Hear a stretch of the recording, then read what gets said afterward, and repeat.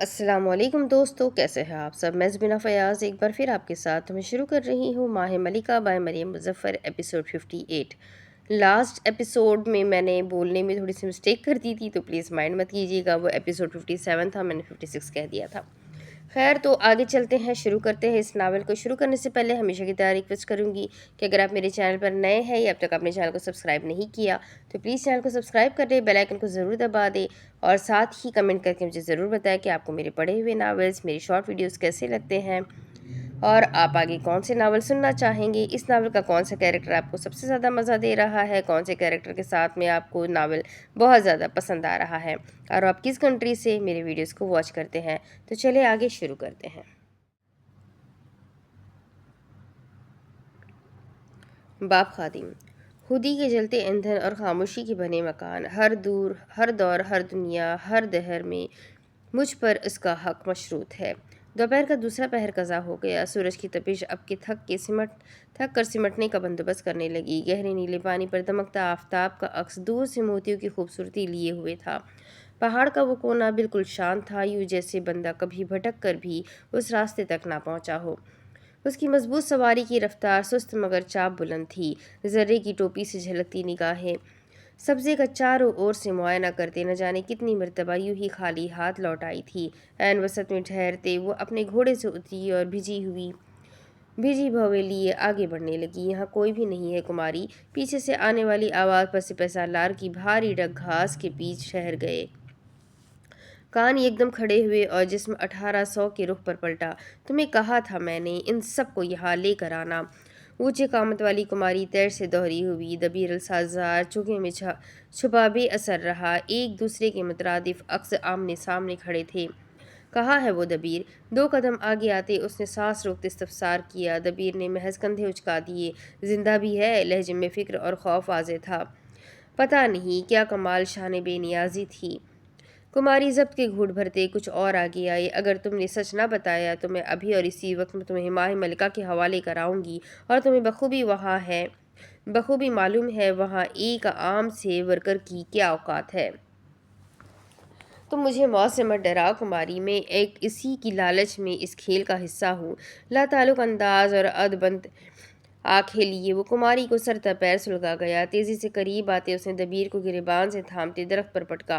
4 سال سے اس نے ایک موقع کے انتظار میں گزارے تھے، کسی ایرے غیرے کو وہ موقع چھیننے کی اجازت نہ تھی۔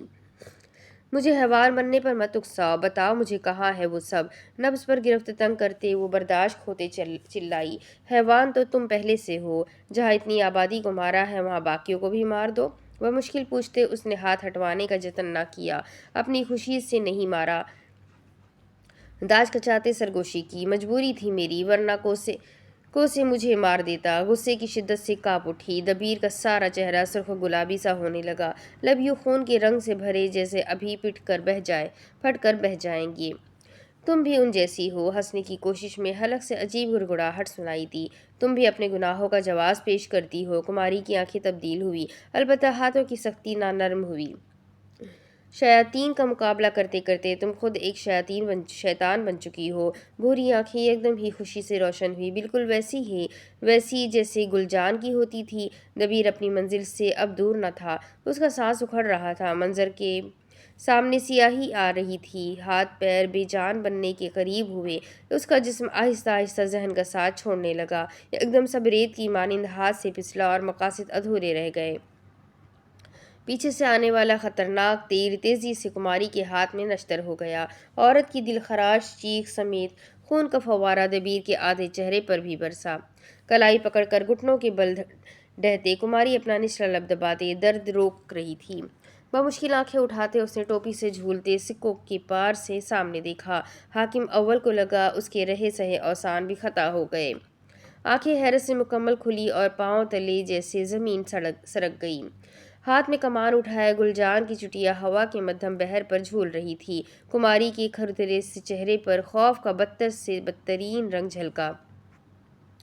گل کے پیچھے فاتر تھا، اس کے ہم قدم المیرا اور ان کے آگے پیچھے اطراف کے درختوں سے مکمل قافلہ برآمد ہوا۔ وہ سب خاموش تھے، بے ساز بے زبان، صرف آنکھوں سے قہر برساتے۔ تیر سے پیوست اپنی خون آلود ہتھیلی کو چھوڑتے اس نے دل کا رستہ خون دل کا رستہ خون سنبھال لیا۔ ان آنکھوں کو دیکھ کر وہ جان گئی تھی کہ کھیل اب شہمات ہے۔ کچھ بدنیت لمحات پہلے چاروں کونے ایک مرتبہ پھر سے مل بیٹھ چکے تھے۔ مستطیل کہانی کے ابتدائی دنوں میں پہنچ چکا تھا۔ فرق صرف یہ تھا وہ اب کہانی سے بیزار آ چکے تھے اور اپنے اپنے قلم اٹھائے اس کا اختتام لکھنے پر بضد تھے۔ دبیر اپنے اسی پیر کے ساتھ سر جوڑے بیٹھا تھا۔ فاتر اسلام مجبوری کے ہاتھوں بے حد مجبور اس کے عین سامنے تھا، جبکہ المیرا اور گل ارد گرد۔ ہمیں تم سے سب سچ جاننا ہے۔ آنکھوں میں آنکھیں گاڑتے عنبر بھورے امتزاج آمنے سامنے آئے۔ گو کہ یہ تمہارے لیے نہایت مشکل کام ہے، اور دوم ہمارا تم سے اعتبار اٹھ چکا ہے، مگر پھر قابل اعتبار تو یہاں کوئی بھی نہیں۔ دبیر نے ایک بار المیرا کو دیکھا، پھر گل کو۔ جہاں المیرا توجہ سے منتظر تھی وہیں گل بے حد بیزار۔ کیا جاننا چاہتے ہو؟ گھٹنوں پر بازو رکھتے وہ آرام دہ ہوا۔ کماری کی اصلیت، فاتر نے جھٹ سے کہا۔ یہاں کوئی کسی کی حقیقت سے واقف نہیں سیدی صاحب۔ تم ماہ ملکہ کے ملازم ہو، ظاہر ہے انہوں نے تم کو اور کماری کو کوئی نہ کوئی احکامات تو دیے ہی ہوں گے۔ ہم وہ احکام جاننا چاہتے ہیں۔ ساری گفتگو دو مردوں کے بیچ ہوئی۔ عورتیں وہاں ناظر تھیں۔ دبیر چند پل تو لب بند رکھے دیکھتا رہا، پھر دو زانو ہوا اور خود کو عباس سے ڈھکتے سنسنی خیز لہجہ اپنایا۔ کیا تمہیں معلوم تھا قلعے سے نکلنے کا ایک دوسرا راستہ بھی ہے؟ ہاں، کماری نے بتایا تھا، سرنگ کے اختتام پر کھلتا ہے۔ فاتر کے سپاٹ انداز پر ہسپانوی کے تاثرات مفلوج رہے۔ اور کیا تم جانتے ہو اس راستے کے ارد گرد کیمراز سب سے زیادہ خراب رہتے ہیں؟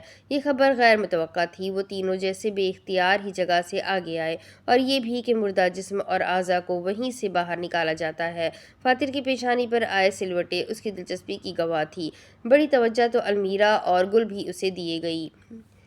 ان 3 ماہ میں کیا ایک بھی مرتبہ قلعے کا انفرادی دروازہ کھلا ہے؟ یہ سوال ان عقل کل سمجھنے والوں کے چہرے پر سیاہ دھبے کی طرح لگا۔ ان 3 ماہ میں وہ بھاری چوکھٹ صرف ایک بار مصری اور یمنی شادی شدہ جوڑوں کے لیے کھلی تھی۔ اس کے علاوہ تو تمہیں کیا لگتا ہے وہ تہہ خانے میں تجربات کب کرتے ہیں؟ تہہ خانے میں باہر سے لائے گئے انسان اندر کیسے آتے ہیں؟ مر جانے والوں کو کیسے ڈسپوز آف کرتے ہیں؟ کیا تم کو ان کے تجربات کی نوعیت کا اندازہ بھی ہے؟ وہ بولتا جاتا، تینوں کے سر چکراتے جاتے۔ وہ ہر بار خود کو جیت سے ایک ہاتھ کی دوری پر سمجھتے، ہر مرتبہ دشمن انعام کو اٹھاتے 2 ہاتھ کے فاصلے پر رکھ دیتا۔ یہ قلعہ ان کا ایک سیٹ اپ نہیں، یہ قلعہ ان کی تنظیم کی مرکزی عمارت ہے۔ تم لوگ ماہ ملکہ کے ہیڈ کوارٹرز بنیادی آفس سے فرار ہو کر آئے ہو، اور مجھے یقین ہے اگر تم جیسے نازک دل انسانیت پرست لوگ ایک مرتبہ ان کے تجرباتی وارڈز کی شکل دیکھ لے تو اگلے کئی سالوں تک پرسکون ہو کر سو نہیں پائیں گے۔ لفظوں کا زہر ان کے ذہنوں میں انڈیل کر دبیر السازار خاموش ہو گیا۔ خاموش تو در حقیقت وہ بھی ہوئے تھے۔ کماری نے اس سلسلے کے متعلق انہیں مکمل اندھیرے میں رکھا تھا۔ یہ سب کافی خطرناک ہے، تبھی تو کماری نے ہمیں اس سب سے دور رکھا۔ گل نے سب کی پریشان حالی کی مد نظر اپنے سابقہ استاد کا دفاع کیا۔ اس کی دلیل نہ صحیح لہجہ بے انتہا جھجک لیے تھا۔ اس نے تم کچھ کو خطرے سے دور رکھ کر باقیوں کو اس میں دھکیلا ہے۔ فاتر کا داڑھی پر موجود ہاتھ تھم گیا۔ دبیر کم گو تھا، اسے علم تھا داروغ کو بھی ہو سکتا ہے۔ وہ اب فیصلہ کیسے کرتا؟ تمہاری اس بات کا مطلب؟ المیرا نے تندہی سے پوچھا۔ دبیر نے گردن مسلتے ایک مرتبہ دائیں کندھے تک لے کر موڑی اور پھر بائیں تک۔ ظاہر تھا وہ انہیں جواب کے لیے ترسا رہا تھا۔ دبیر، میں نے جنگل میں ہونے والا ہر حملہ کماری نے کیا ہے۔ ہوائیں پرشور ہو کر سکتے میں چلی گئی۔ لہروں کا سارا پانی سمٹ کر یکدم ٹھہر گیا۔ سبزے پر موجود ہر خلق الخدا نے حرکت روک دی۔ وہ تمہیں چھوڑتے باقیوں کو بچانے نہیں، باقیوں کو ختم کرنے گئی ہے۔ ہوائیں سکتے سے نکلی اور تیز کانٹوں کی مدد کی مانند جسم سے آر پار ہوئی۔ بحر کا ٹھہرا پانی کسی آتش فشاں کی مانند پھٹتا انہیں بہرا کر گیا۔ سبزے پر چلتی خلق الخدا نے ان کے جسم پر رینگ کر چمڑی ادھیڑ لی۔ فاتر، المیرا اور گل کے دل کسی نے مٹھی میں دبا کر بے دھڑک کر دیے۔ تمہیں کیسے معلوم؟ ترک لڑکی کا پسماندہ سوال اس کی امید کی آخری ڈور تھی۔ کیونکہ اسی نے مجھے تم سب کو یہاں جمع کرنے کا حکم دیا ہے۔ وہ آخری ڈور بھی ہاتھ سے چھوٹ گئی اور اب وہ تینوں یکے بعد دیگر اندھیروں میں پور ڈوب گئے۔ ماہ ملکہ نے ان کا اعتبار تا حیات کے لیے زخمی کر دیا تھا۔ کسی مجرم کی طرح سر جھکائے وہ پیر کی نرم چھاؤں میں تھی، البتہ چھاؤں کی باہر موجود نفوس کے انداز نرمی کے عین متضاد تھے۔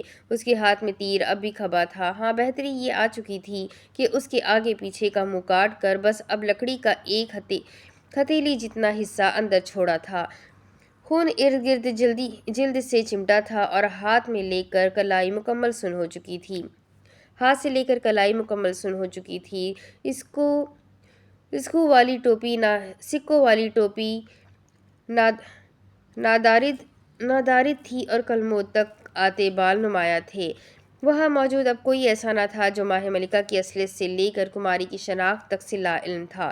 ایک گھٹنے پر جھکتے فاتر کا جبڑا بھجا ہوا تھا، سپہ سالار کا چہرہ ویران تھا۔ وہ شرمندہ تھی۔ میں تمہاری عزت کرتا تھا کیونکہ تم میرے باپ کے قابل بھروسے ساتھی تھی، لیکن میں بھول گیا کہ سفر میں موجود ہر ساتھی کی منزل ایک سی نہیں ہوتی۔ کوئی طنز، کوئی غصہ، کوئی نفرت، کچھ بھی نہیں۔ وہ حقیقتاً رنجیدہ تھا اور اس نے اپنے اصل جذبات چھپانے کی قطعی کوشش نہ کی۔ تم آخر ہو کون کماری؟ لہجے کی اداسی اود گئی، اب وہاں دل چیر اجنبیت تھی۔ کٹہرے میں بیٹھی مجرم نے سر اٹھایا۔ کچھ تھا اس کی آنکھوں میں جو فاتر نے مرتے وقت ابوالسلام کی آنکھوں میں دیکھا تھا۔ میں نے بتایا تو تھا۔ فاتر ذرا سا الجھا، کماری زخمی سا مسکراتی۔ میں بس ایک ماں ہوں۔ لفظوں کا چناؤ تھا یا مرد کی اپنی محرومی، وہ چونکا نہیں، سالم نست ہو گیا۔ میں بس ایک ماں ہوں، جس نے 4 سال سے اپنی اولاد کی ایک جھلک نہیں دیکھی۔ وہ نہ چاہتے ہوئے بھی کھڑا ہو گیا۔ یہ کماری نے کیا پڑھ کر پھونکا تھا؟ میں نے اپنی ماں کو بہت یاد کیا ہے ملکہ۔ میں ایک ماں ہوں جس نے سابقہ 4 سال سے اپنی اولاد کی آواز نہیں سنی، اسے چھوا نہیں ہے۔ وہ تو دور، میں نے 4 سال سے ممتا محسوس نہیں کی ہے۔ فاتر پلٹ کر سمت کا تعین کیے بغیر چلتا گیا۔ کماری نم لہجہ لیے خود کی وضاحت دے رہی تھی۔ وہ کان لپیٹے دور جا رہا تھا۔ کان لپیٹ لینا ہی اچھا تھا۔ وہ مجھے چھوڑ گئی تو پلٹ کر کبھی خیر خبر بھی نہیں لی۔ تم ایک ماں کی کیفیت کو نہیں سمجھ سکتے فاتر اسلام۔ تم اپنے باپ کی بے بسی کو بھی نہیں سمجھ سکتے تھے۔ کوئی فاتر کو دیکھتا تو کوئی چلاتی ہوئی کماری کو، کاش کوئی اس ہارے ہوئے بیٹے کو نہ دیکھتا اور ہر نظر بس اس فاتح ماں پر ہوتی۔ غصہ اور ناراضگی تو شوہر سے تھی، پھر بیٹے سے کیوں منہ موڑا؟ میں مجبور ہوں، میں لالچی ہوں، میں منافق ہوں، میں قاتلہ ہوں، میں جھوٹی، مکار، خودغرض سب ہوں۔ اس کی پشت پر چلاتے اپنی 4 سالوں کی بھڑاس اس سمت میں انڈیل رہی تھی۔ وہ پتھر سی عورت چٹک کے ٹکڑے ہوئی۔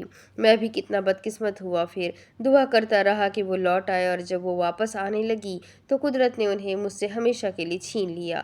مگر ایک ماں ہوں، اپنی اولاد کے ہجر کو سہتی، اس کا دکھ اکیلے جھیلتی، ساری دنیا کو اپنا دشمن فقط اس بچی کے لیے بناتی۔ میں ایک ماں ہوں فاتر اسلام۔ وہ دور چلا گیا، بہت بہت دور، یا یہ شاید اسی کو محسوس ہو رہا تھا۔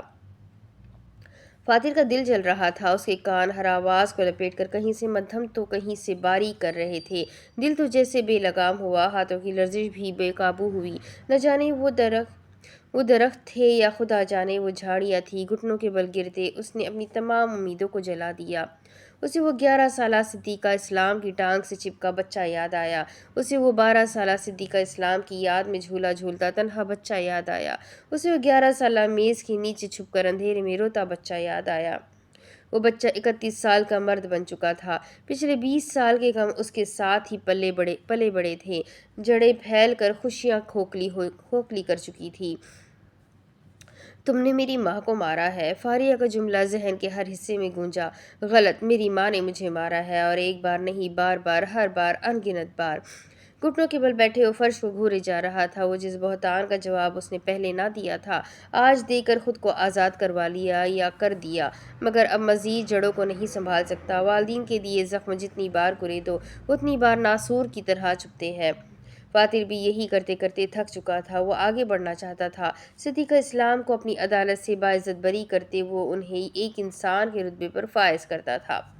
آپ میرے لیے نہیں آئی، اس کا یہ مطلب نہیں دنیا کی ہر ماں بری ہو گئی۔ کچھ کماری جیسی بھی ہوتی ہے، اولاد کے لیے صحیح غلط کا فرق بھول جاتی۔ کچھ زمین کی ماں سی جنہیں اپنے سے پہلے اپنی اولاد عزیز ہے، اور پھر کچھ المیرا کی ماں جیسی جنہیں مرنے سے پہلے آخری خیال اپنی اولاد کا آتا ہے۔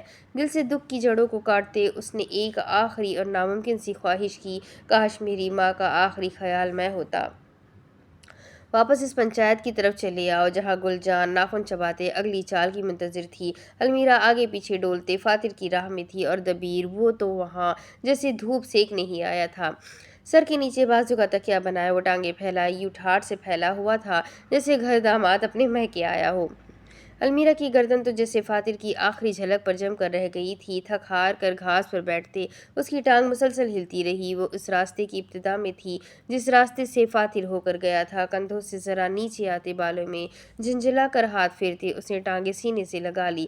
اس کا انتشار محسوس کرتے گل جان کے قدم از خود ہی المیرا کی جانب بڑھے۔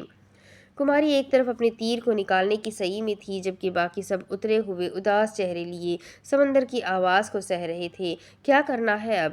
رکتے وہ لٹو کی طرح گھومتی المیرا کے کندھے سے قریب بیٹھی۔ المیرا نے ہتھیلیاں مسلتے پہلے ساتھ بیٹھی لڑکی کو، پھر پیچھے بیٹھی کماری کو اور پھر باقیوں کی بے صبری کو دیکھا۔ معلوم نہیں اپنے ذہنی خلفشار کے بیچ وہ اس سے زیادہ کیا ہی کہتی۔ گل ٹھنڈی آہ بھر کر رہ گئی۔ یہ دل کے معاملات عقل اندھی کر دیتے ہیں۔ شام تک ہمارا جہاز آ جائے گا۔ کماری کی باراب آواز نے سب کو تیر کی مانند سیدھا کیا۔ اس کے بعد سے ہم محفوظ ہوں گے۔ پشت پر ہاتھ باندھتے اس نے المیرا اور گل کو دیکھا۔ جہاں گل کے جسم سے جان فنا ہوئی وہیں المیرا ثابت قدمی سے جمی رہی۔ کماری نے سوالیہ ایبرو اچکاتے اسے بولنے کا اشارہ کیا۔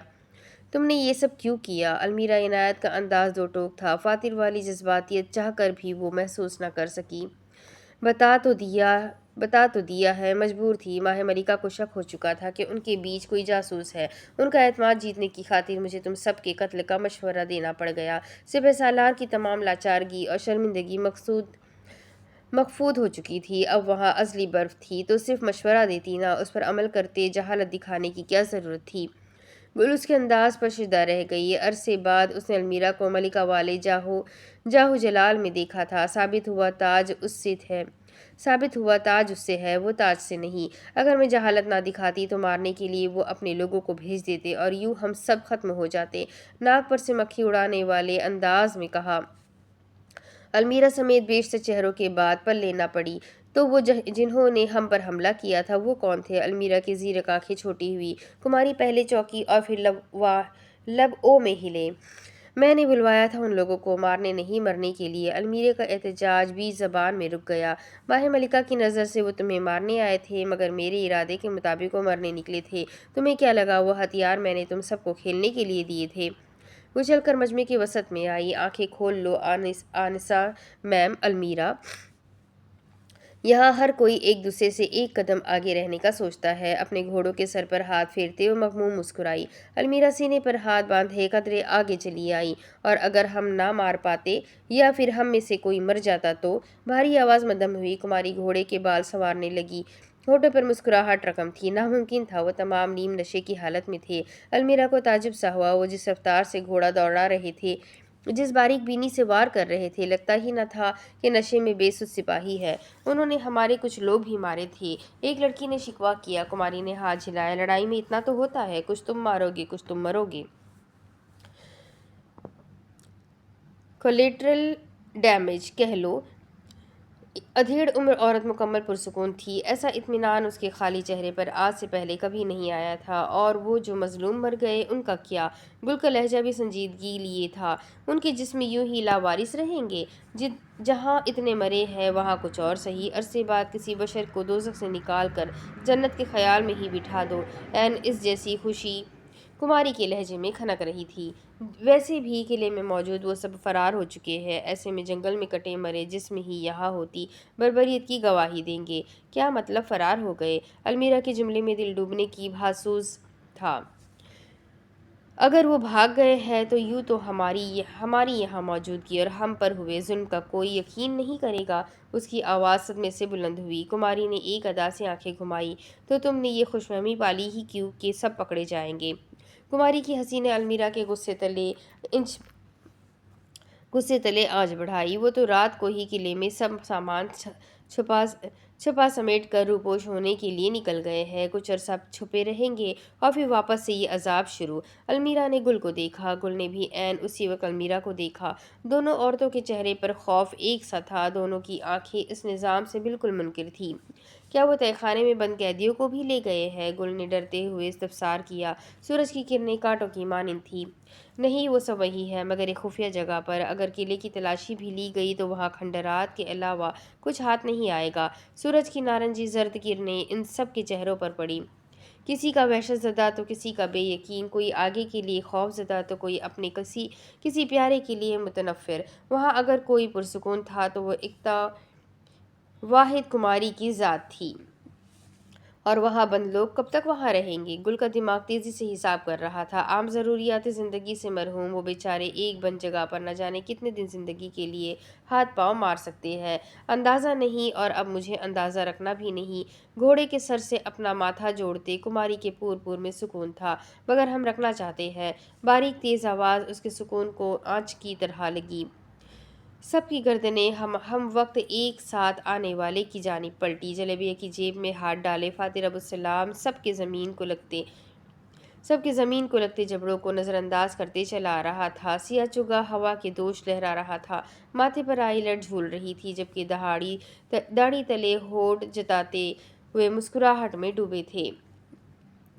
المیرا نے بے اختیار شکر کا ورد کیا، ورنہ جس حالت میں وہ گیا تھا اسے یقین تھا اپنی کلائی کاٹ کر لوٹے گا۔ کیا مطلب؟ کماری کے سخت سوال پیچھے چھپی تنبیہ بظاہر محسوس ہوئی۔ ہم انہیں وہاں کیوں بند رہنے دیں؟ ناک میں روٹی ڈالتے ہیں کیا یا ماتھے پر سینگ نکل آئے ہیں؟ اتنے دنوں کی مار، ظلم اور بھوک برداشت کرنے کے بعد ہم ہاتھوں سے ثبوت گنوا دیں؟ فاتر بیزار اسلام سب پر مٹی ڈالتا اپنے اسی پرانے حلیے میں لوٹ آیا تھا۔ پیچھے کھڑی المیرا منہ پر ہاتھ رکھے خوشی سے کھی کرنے لگی۔ ثبوت؟ فرار ہو چکا ہے بن ابو سلام۔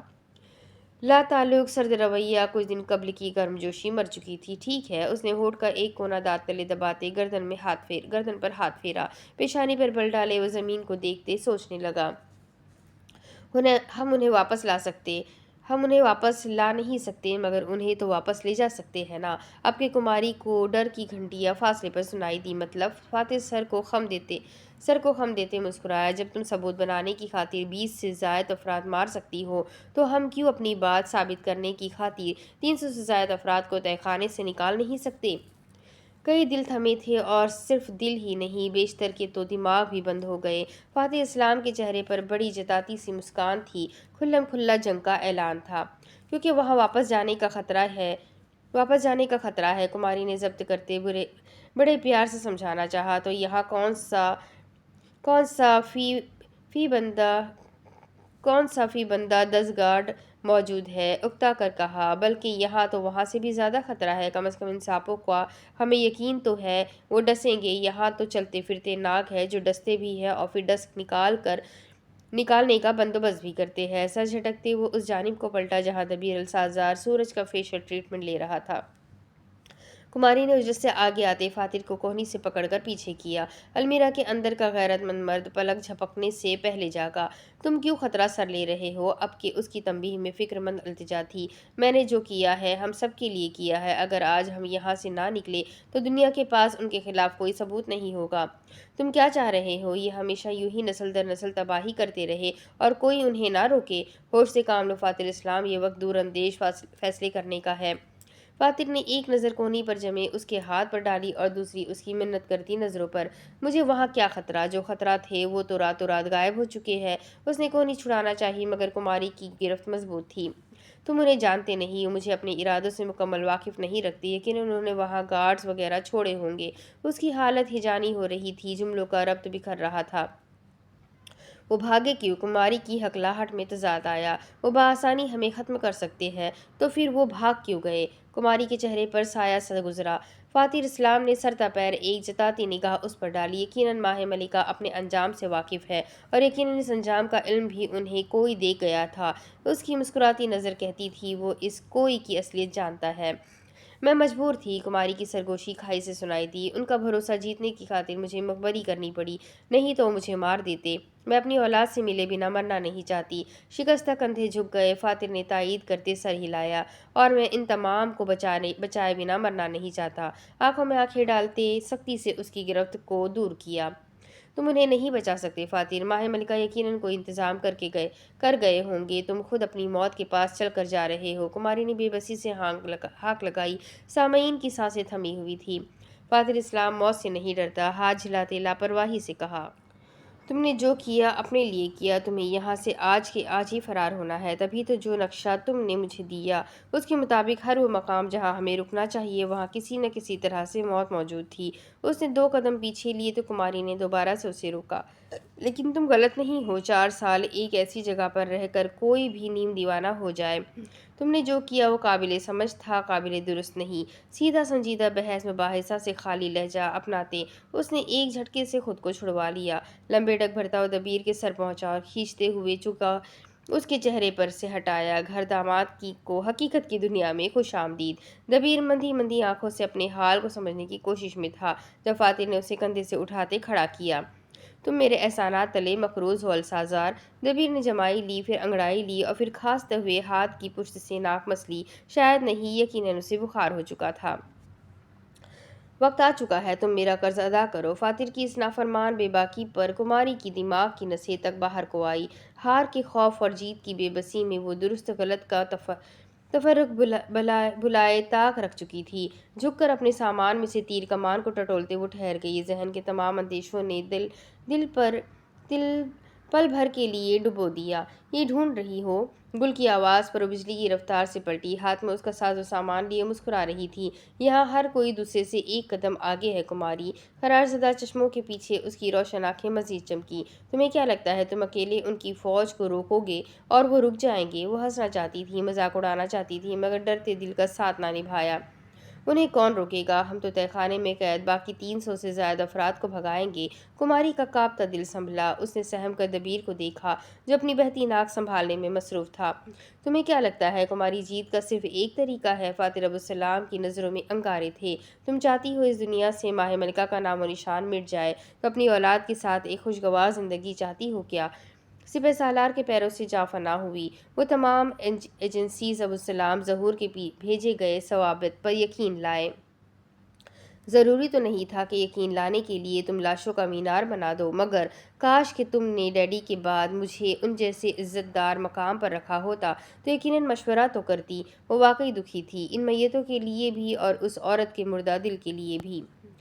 میں اس قلعے تو دور اس تہہ خانے میں دوبارہ قدم نہیں رکھنا چاہتا جس جگہ نے میرا باپ مجھ سے چھینا ہو۔ بھلا وہاں جا کر میں کیوں زخم ہرے کروں؟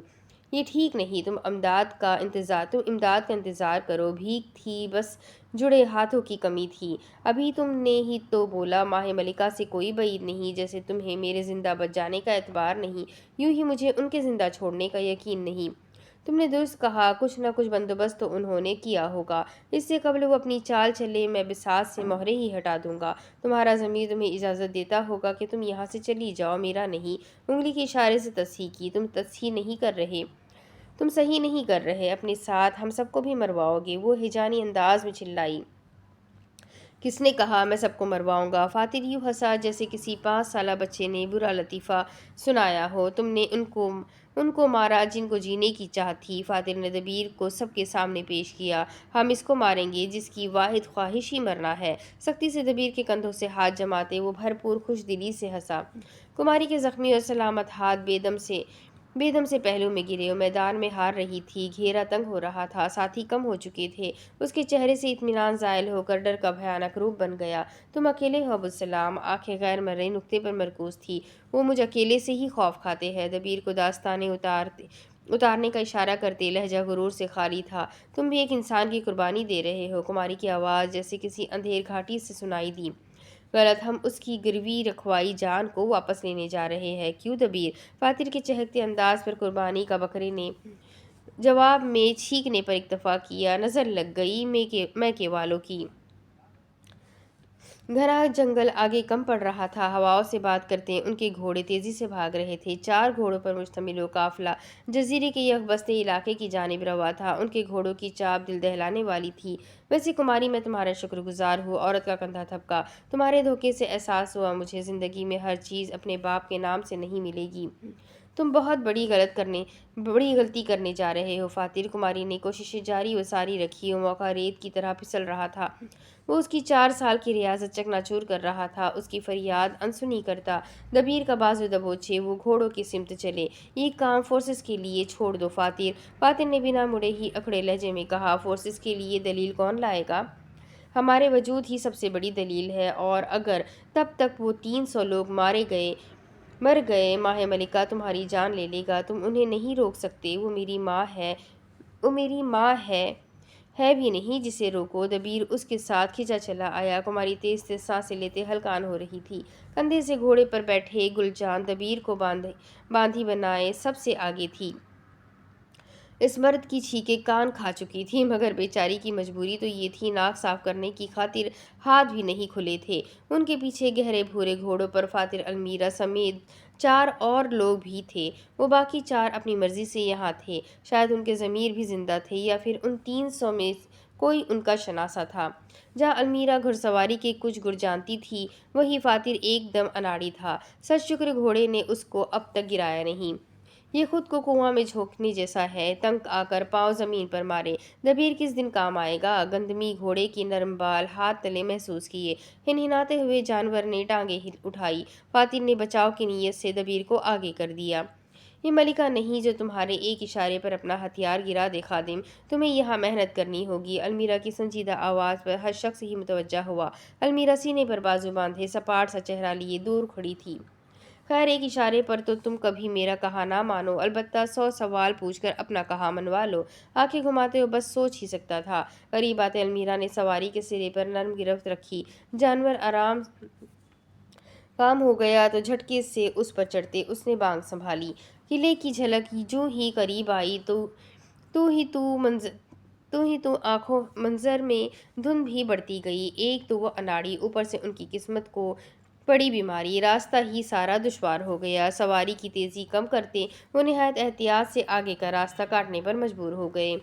یہ تم کہاں جا رہی ہو؟ فاتر کے سوال پر گھوڑے کو دائرے میں چلاتی لڑکی لاپرواہ ہی رہی۔ میں تو قلعے قید لوگوں کو رہا کرنے جا رہی ہوں۔ کیوں، تم نے بھی کہیں جانا تھا؟ وہ اس کی ضدی طبیعت سے واقف تھا، اپنی کہی بات حلق پر انگوٹھا رکھ کر منوانے کا گن جانتی تھی۔ گہری سانس اور اجرت اندر اتارتے وہ گویا ہوئی، المیرا وہاں خطرہ ہے۔ گھوڑے عین فاتر کے سامنے روکا۔ تو پھر تم کیوں جا رہے ہو؟ آخری اطلاعات تک تم دبیر تو نہیں تھے؟ گھڑ سوار نے جھکتے گھوڑے کے سر پر تھوڑی ٹکا دی۔ میں اسی لیے اکیلے جانا چاہتا ہوں تاکہ پیچھے رہنمائی اور حفاظت کے لیے کوئی ہو۔ وہ زچ ہو چکا تھا۔ المیرا ترس کھا کر رہ گئی۔ تم نے سنا گولڈن گرل، یہ تمہیں نکما اور نالائق کہہ رہا ہے۔ فاتر کا دل کیا اپنا سر پیٹ لے یا ہاتھوں سے دل کی گردن مروڑ دے۔ بڑی دنیا میں کیا یہی عورت ملی تھی؟ بغل میں کھڑے دبیر نے چھینک ماری۔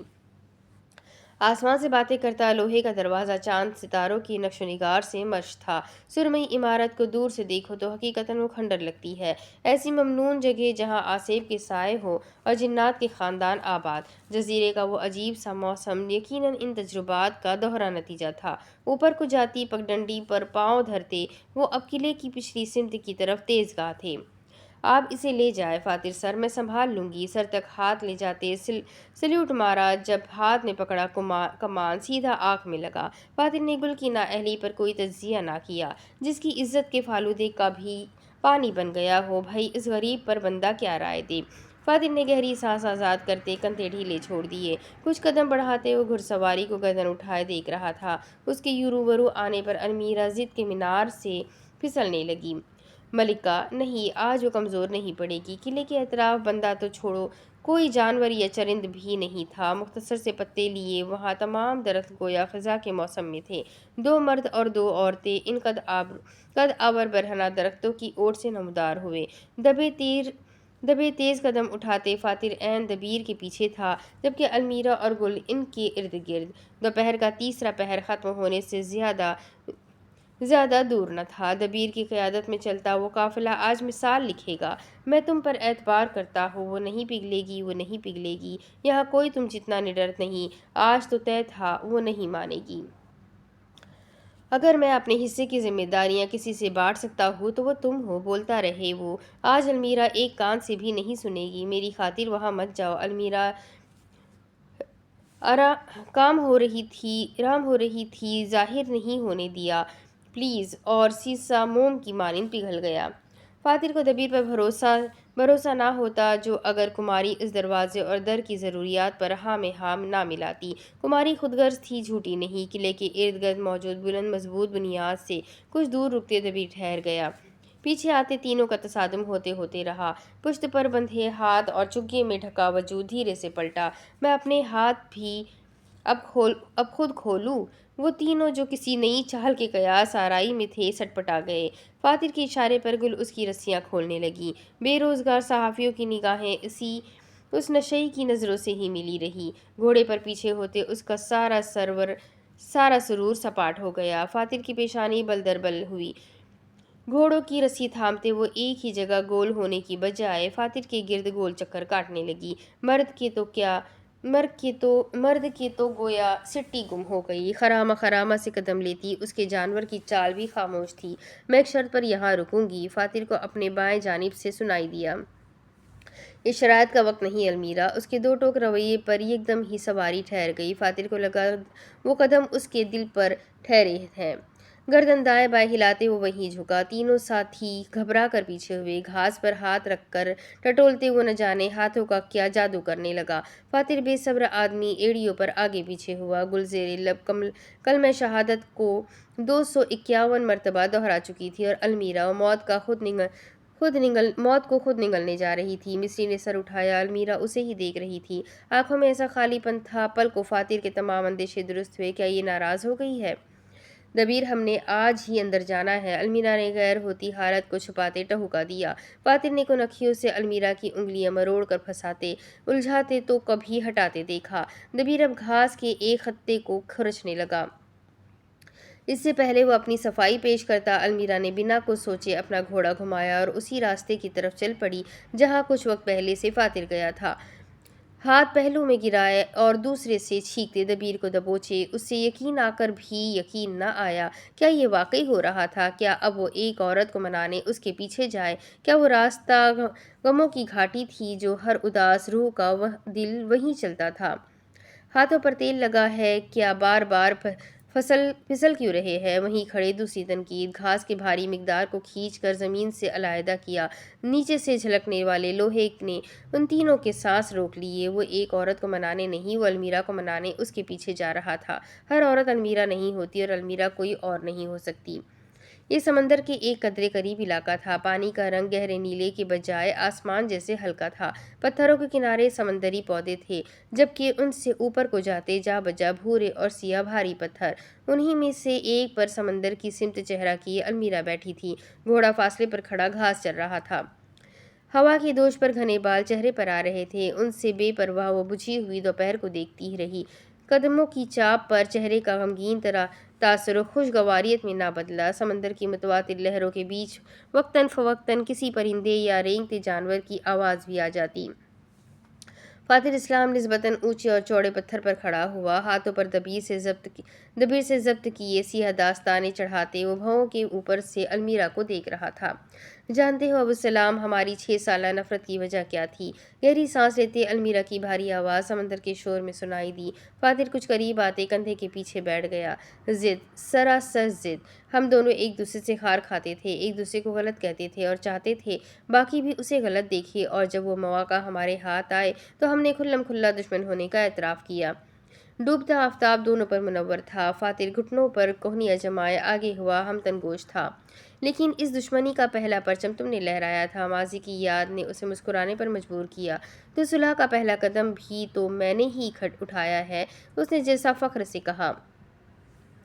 تو اس قدم کو جمائے رکھو نا، پیچھے کیوں ہٹ رہے ہو؟ وہ ایک دم ایسی کاٹ سے بولی کہ فاتر کے تمام عذر سلب ہو گئے۔ روشنی کی تمازت تلے ان آنکھوں میں تنفر کے انگارے تھے۔ فاتر نے بے اختیار کلمہ شہادت پڑھا۔ کیوں مجھے ساتھ جانے سے روک رہے ہو؟ تم چاہتے ہو میں یہاں ان سب کے ساتھ رہوں جن میں سے آدھوں کی میں مجرم ہوں اور بقیہ ایک دور میں میرے خون کے پیاسے تھے؟ ایک زمانہ ہمارا بھی ایسا ہی گزرا ہے المیرا۔ ہاتھ اٹھاتے مصلحتاً کہا، مباد کے سامنے والی پانی میں ہی نہ گرا دے، اور میں نہیں چاہتی کہ وہ دور واپس آئے۔ تبھی میں ساتھ جاؤں گی، ہر لفظ پر زور دے کر کہتے وہ پلٹ گئی۔ منہ غصے سے دہک رہا تھا اور دماغ الگ تپا ہوا تھا۔ फातिर ने दास्ताने वाले हाथ आपस में रगड़े, धूप तले आंखें छोटी की। तुम वहाँ क्या करोगी? अलमीरा की जिद टालनी चाहिए। वही जो तुम करोगे। सीने पर बाजू बांधे उसने रुख फेरे बिना कहा। मैं अगर मौत के कुएं में कूदूंगा तो क्या तुम भी वही करोगी? नहीं, मैं तुम्हारी जायदाद अपने नाम करवाते तुम्हें खुद कुएं में धक्का दूंगी। जलकर कहते उसके तैश में वलवला आया। मेरी जायदाद तुम अपने सामान में रखे घूम रही हो, और बाकी जहां तक कुएं की बात है तो मैं खुद कूद जाऊंगा। तुम बस पीछे इन सब की निगरानी करना। वो हतमी अंदाज अपनाते उड़ गया। अलमीरा का गुस्सा बेबसी में बदला। थक हार के हथियार गिराते बोलते जाओ पर उतर आई। तुम थोड़ी देर रुक जाओ ना, हमें बचाने जो लोग आएंगे उनके साथ चले जाना। सर उठाते वो कुछ ऐसी बेसब्री से बोली, फातिह चाह कर भी उसे सीधा इनकार ना कर पाया। उसकी इल्तिजा कदमों में पड़ी जंजीर बन गई। तभी तो मैं चाहता हूँ तुम यहाँ रहो। पाँव के बल उसके सामने बैठा। जब इमदाद आए उसे फौरन किले की तरफ ले आना। अलमीरा को ये बात बिल्कुल पसंद ना आई। मुकम्मल मुड़ते नया मसला उठाया। तुम थोड़ा इंतज़ार ही कर लो, उनके बगैर यूं मत जाओ। माह मलिका से कोई बईद नहीं। हम रंग आंखों वाली औरत के सामने सर झुकाते उसने आंखें सख्ती से मींच ली। मैं तुम्हें ज़मीर की आवाज़ सुनने से नहीं रोक रही, बस कुछ वक्त मांग रही हूँ। थोड़ी ताख़ीर से चले जाना, और अगर तब तक वो तमाम मर गए तो। तेज़ी से सर उठाते उसकी बात काटी। और अगर तब तक तुम मर गए तो। अलमीरा का लहजा कमज़ोर हुआ। एक की मौत बेहतर है या 300 की? एब्रोज काते मलाल से कहा। मेरे लिए तो वो एक ही 300 के बराबर है। मर्द के हर हीला बहाना टाल मटोल पर वो जुमला गालिब आया। समंदर के किनारे सूरज तले उसे अंदाज़ा हुआ कि अल्फाज ताकत रखते हैं। अलमीरा के अल्फाज लश्कर बदलने की ताकत रखते थे। तुम अकेले उन 300 को आज़ाद करवा भी नहीं सकते। नरमी से अलमीरा ने हकीकत का थप्पड़ मारा। मैं उन 300 को नहीं, मैं तुम्हारे 300 को आज़ाद करना चाहता हूँ। इस बार साकित होने की बारी अलमीरा की थी। अगर लफ्ज़ों की माहिर वो थी तो फातिर इस्लाम भी दिल बदलने की सलाहियत रखता था। मैं इस ज़मीर को आज़ाद करना चाहता हूँ जिस पर अबू सलाम ज़हूर की मजबूरियों का बोझ है। मेरे बाप ने इतनों को मेरे लिए मरने दिया। मैं उन कुछ को बचाकर इन सब का इजाला करना चाहता हूँ। घुटनों पर हाथ रखते वो खड़ा हुआ। अलमीरा के तमाम एहतजाज हल्क में दम तोड़ गए। जब फातिर इस्लाम ने अपने दास्ताने वाला हाथ आगे किया, औरत की आंखें कदरे फैली, हाथ पहलू में गिराया। अलमीरा हर जज्बे बलाए दाग्स डाले उसके सामने बैठी थी। गर्दन उठी थी और अक्सर निगाहें इल्तिजाइयाँ थी। फातिर मुस्कुराया। तुम क्या चाहती हो? अलमीरा ने झट से कहा। यही कि तुम जिंदा रहो। पांचे पर बना जख्म टांग छल कर चुका था, मगर वो सामने खड़ा, गर्दन झुकाया, उसकी खौफजदा आंखों में कुछ ढूंढते हुए। मुझे कुछ नहीं होगा। क्यों, तुम लोहे के बने हो? उसके तंज पर फातिर पहले तो भौचक्का हुआ, फिर कुछ याद आने पर दिल खोल कर हंसा। नहीं, मेरे साथ किसी की खास दुआएं हैं। झुककर उसे हाथ की मदद से उठाते लहजे में किया कमाल मान था। अलमीरा की नाराजगी में कमी ना आई। ये दुआ बद्दुआ में बदल जाएगी अगर तुमने मेरी शर्त न मानी। पुश्त पर अपने हाथ बांधते वो पूरे कद से खड़ा हुआ। कहो, क्या शर्त है तुम्हारी? लबों को लकीर में खींचते वो नजरें चुरा गई। मैं तुम्हारे साथ जाऊंगी या तुम नहीं जाओगे? समझने के अंदाज में सर हिलाते वो कुछ सोच में पड़ गया। अलमीरा अब भी आसमान पर नादीदा तारे गिनती रही। इस शर्त में जरा सा रद्द बदल करते हैं। वो दो पत्थर उतरकर सामने आए। अलमीरा की नज़रें उठाने की हर कोशिश नाकाम हुई। तुम मेरे साथ चलना। वो चौकी, लेकिन बस किले तक। किले के अंदर सिर्फ मैं और दबीर जाएंगे। इससे पहले अलमीरा एतराज़ करती, उसने हाथ उठाते वहीं रोक दिया। तुम वापस आना और इमदादी गिरोह के साथ किले की तरफ चल पड़ना। क्या ये फैसला आप जनाब को मंजूर है? अलमीरा ने मुंह फुला लिया।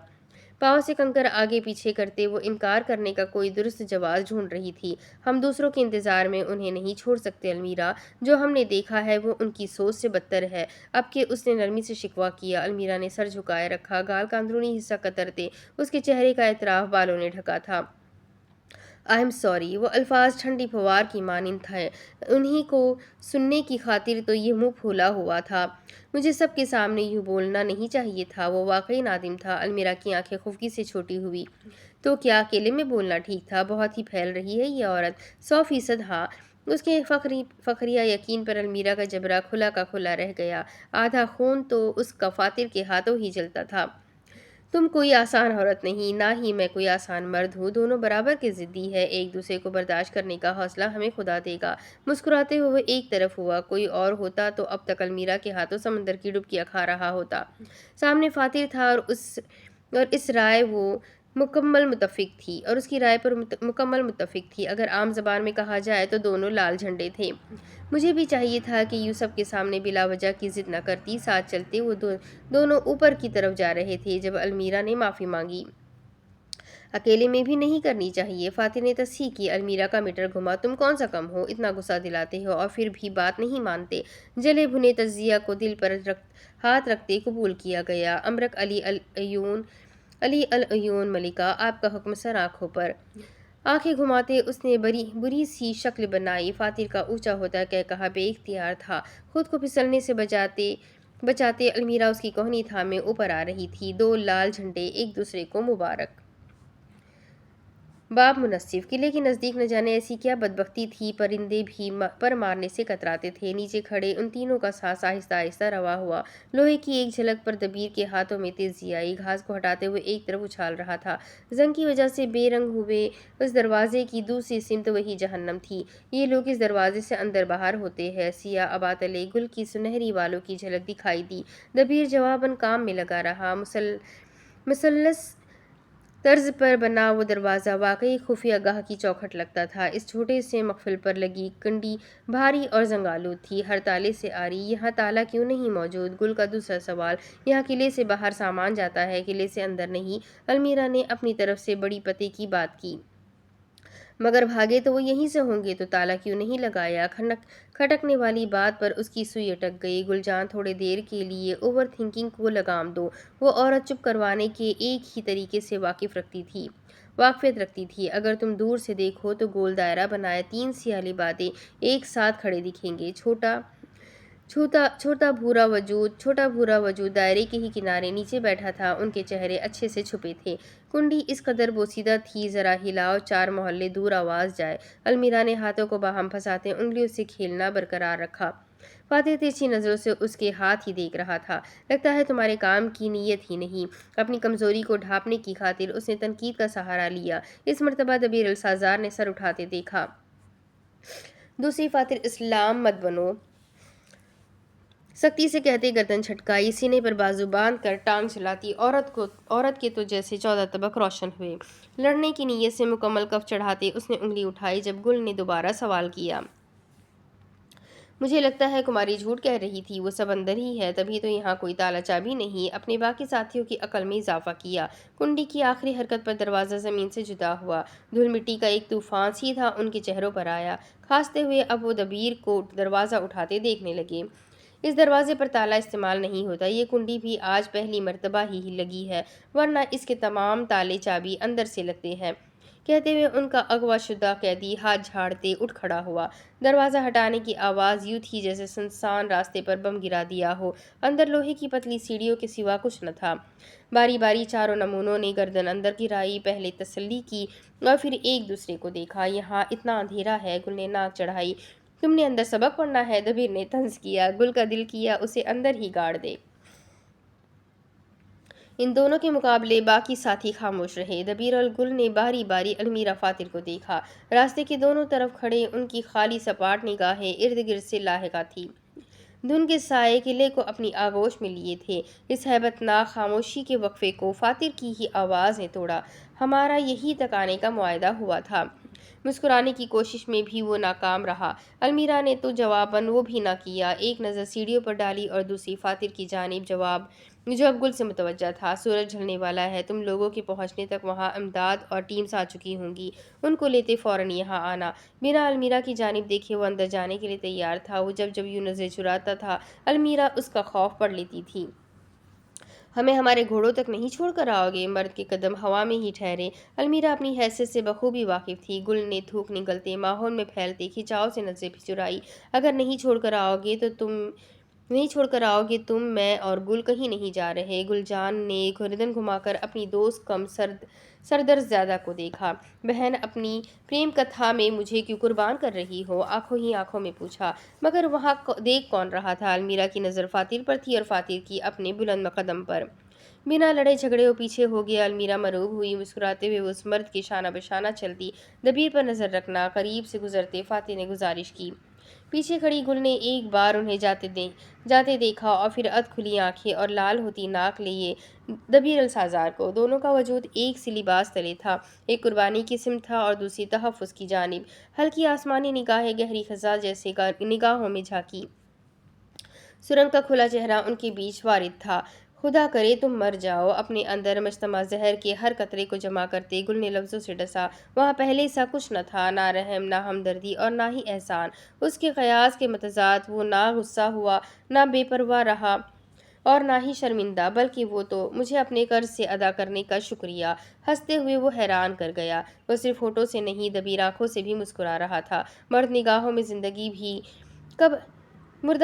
زندگی بھی کب آئی، جب وہ عین مرنے کی طرف ہی بڑھ رہا تھا۔ گل جان کے جسم سے جان فنا ہوئی، چہرے پر وحشت کے آثار تھے اور نبض پھڑکتی ہوئی۔ وہ ہر بار اس کے نئے انداز سے متعارف ہوتی اور یہ ماننے میں اسے کوئی عار نہیں کہ ہر روپ تلے بھید پوشیدہ تھے۔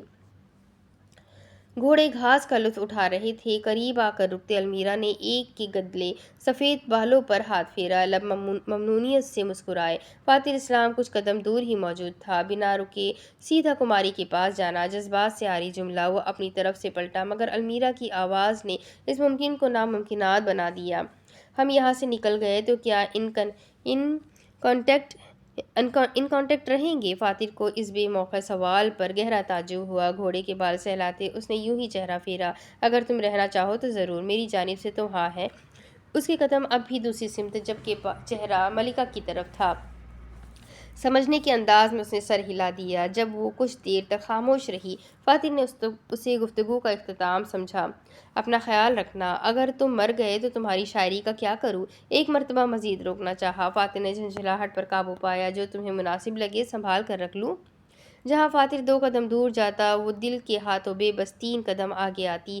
جو تمہاری مرضی۔ اب بنا دیکھے وہ راستہ پھیر گیا۔ جب المیرا بھاگ کر اس کے پیچھے آئی، تمہیں مجھ سے عقیدت کیوں ہے؟ روکنے کے تمام بہانے چھوٹ گئے، دور جانے کی ہر عجلت ماند ہو گئی۔ اب قد آمد درختوں کے بیچ وہ دوبارہ ملکہ سے خادم اور خیر خواہ سے قیدی بن گئے۔ المیرا سیدھا مدعے پر آئی تھی۔ اگر جواب نہ ملا تو شاید سوچ سوچ کر ہی گل سڑ جائے۔ فاتر کے چہرے کی رنگت متغیر ہوئی۔ یہ موقع محل مناسب نہ تھا، مگر ایک یہی موقع محل بچتا تھا۔ مستقبل کا کسے کیا معلوم، کیا علم؟ اپنا لباس سنبھالتے وہ اس کے روبرو آئی۔ پسندیدہ منظر بصیرت میں ٹھہرا۔ المیرا کے چگے کی ٹوپی ڈھلک کر گر چکی تھی۔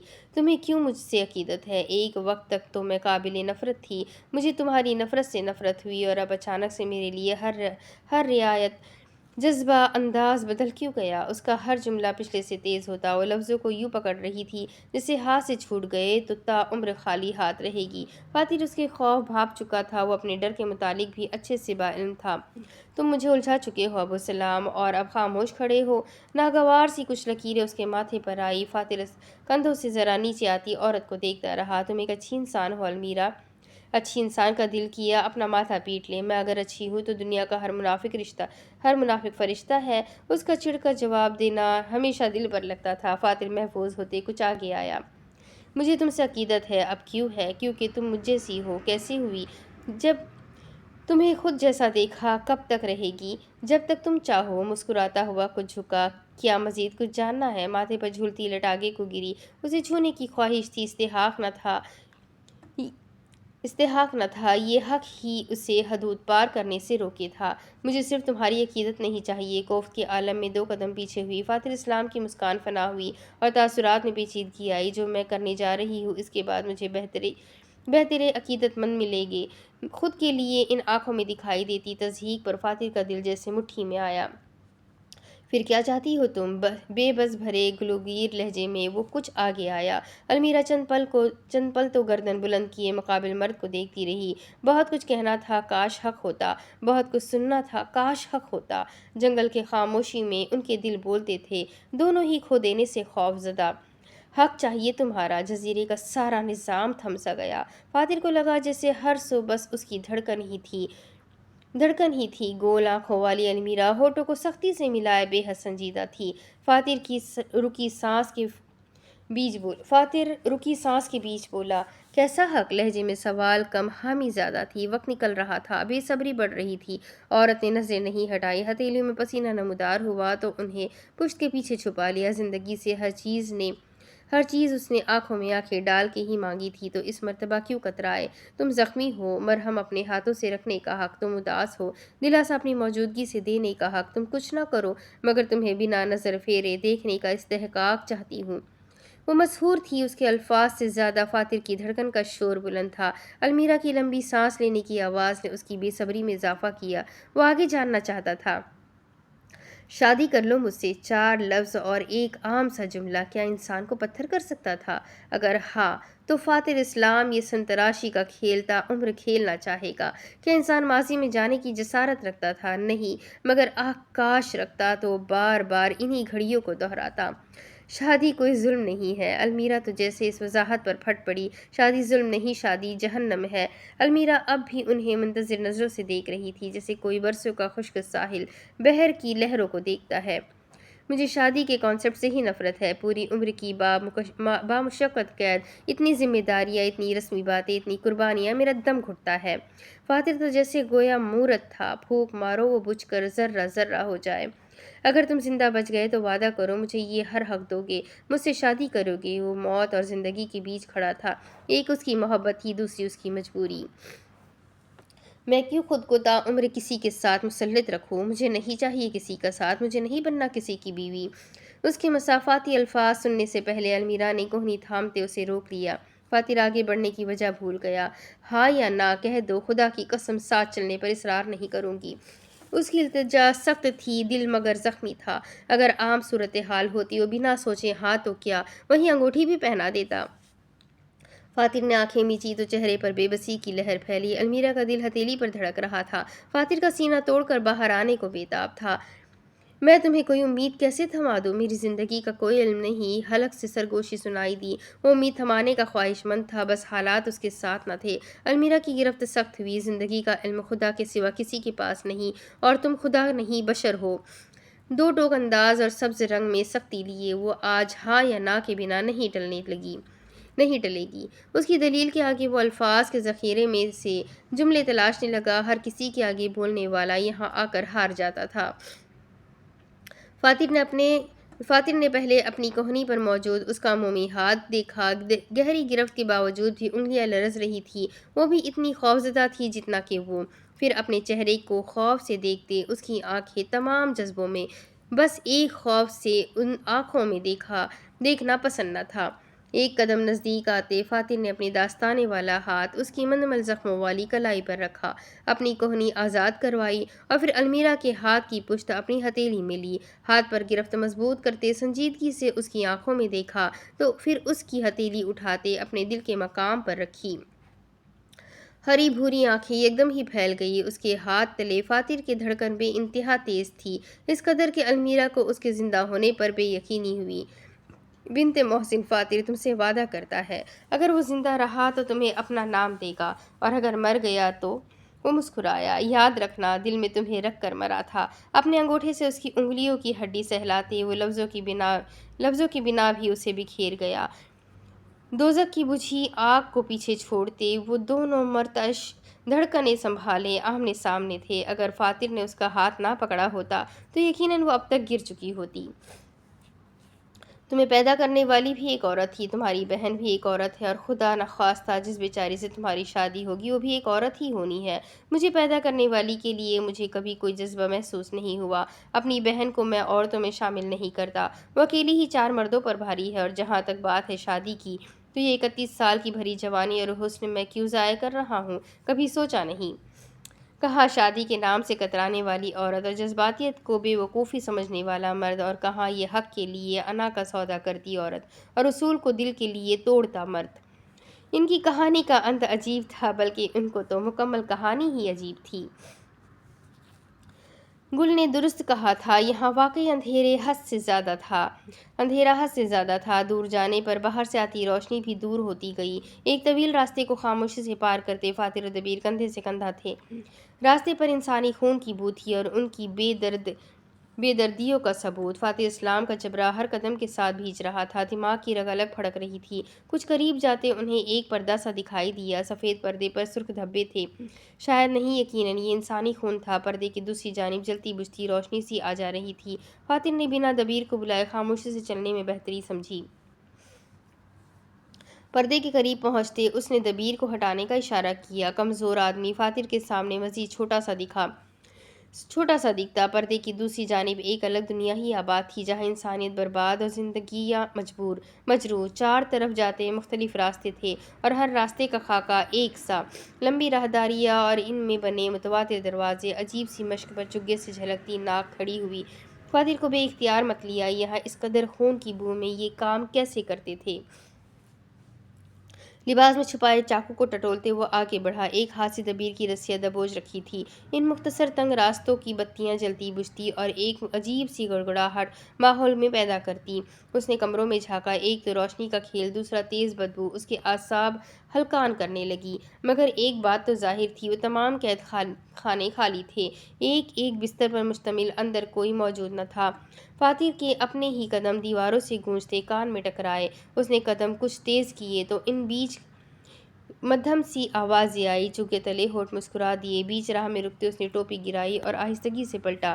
گدلا سا سفید رنگ اور پھر آتی جاتی روشنی کے باوجود بھی اسے پردے کے قریب کھڑے شخص کو پہچاننے کے لیے تردد نہ کرنی پڑی۔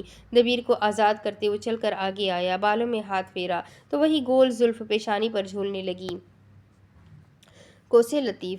فاتر جیسے اپنے درست اندازے پر محفوظ سا ہوا۔ آنے والے کی پہلے ٹانگیں منظر میں آئی اور پھر مکمل وجود روشنی تلے آیا۔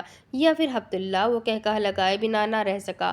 آنے والے آدمی کی مسکراہٹ میں ویسی ہی کمینگی تھی، سر بالوں سے آری اور دونوں آنکھیں سیاہ، نہ ایک نکلی تو دوسری نیلی۔